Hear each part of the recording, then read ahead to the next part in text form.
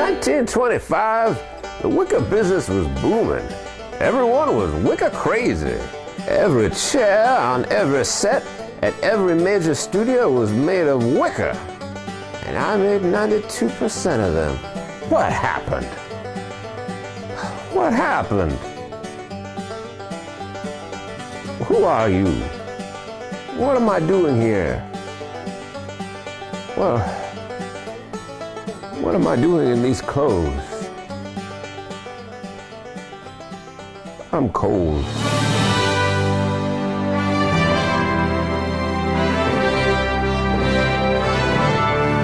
What you have to understand is it was a different time. The studio system was growing. America was emergent on the world stage. Our boys had come back from the Great War with a taste for the finer things, including wicker.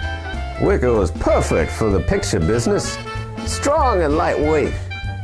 Easily transportable. You have to remember it was a different time. Heroin chic was 70 years away. Starlets were 80, 90, 200 pounds heavier than they are now. So folding chairs were considered a hazard. Do you know how many chairs we use for Birth of a Nation? 284 wicker chairs, 52 wicker tables, and a dozen wicker nooses. D.W. Griffith had an entire house made of wicker in Tijuana. And then some goddamn Jew genius had to go and decide that pictures needed sound. 1927. Sound synchronization, invented by Heinrich Johannesburg Cortez, revolutionizes the motion picture industry. And I said, tell me this. If they need sound, why do they call them pictures?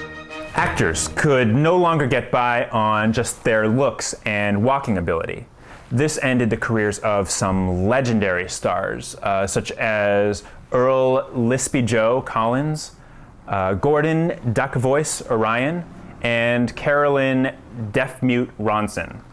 No one could have predicted how much sound would change motion pictures. Least of all, the wicker industry.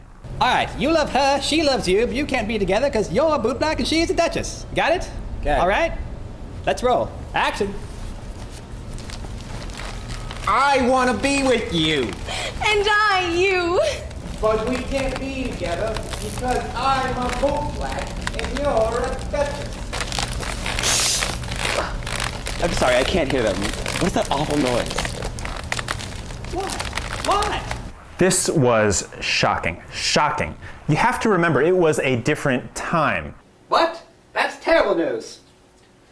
Gentlemen, wicker sales are down 700%. Word on the street is the picture business isn't keen on our wicker. Not keen on our wicker? Why wouldn't they be keen on our wicker? They say our wicker creaks too much. Can you imagine? Creaks too much. But they never cared before. Pictures never had sound before. It's those damn Jew geniuses and their talking pictures. What did you say? I said Jew geniuses. What? Jew genius. I couldn't hear you. What? What? I couldn't.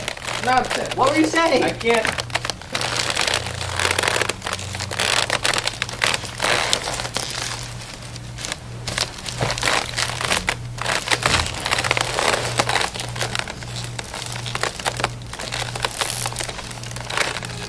The wicker business collapsed and brought the global economy with it. That's why the Great Depression is often referred to as the Wicker Depression. I find that hard to believe. Yeah? How many of these do you have? My livelihood was gone. I bought D.W. Griffith's Tijuana wicker sex den, 13 Japanese whores, and retired. I started a side business, smuggling tequila and Mexican porno across the border in wicker latrines. So, what happened to all those beautiful antique wicker chairs? And here we have one of the great travesties of Hollywood history. When those Santa Ana winds started a-blowing, those warehouses full of wicker went up like a pile of dried twigs. Old wicker furniture is responsible for every major studio fire of the last 80 years, including the Universal Fire of 2008, and, if all goes according to plan, the Paramount Fire of 2012. Do you really believe that? It's hard to dismiss. Tell me this, bucko. If they need sound, why call them pictures? If they need sound, why call them pictures?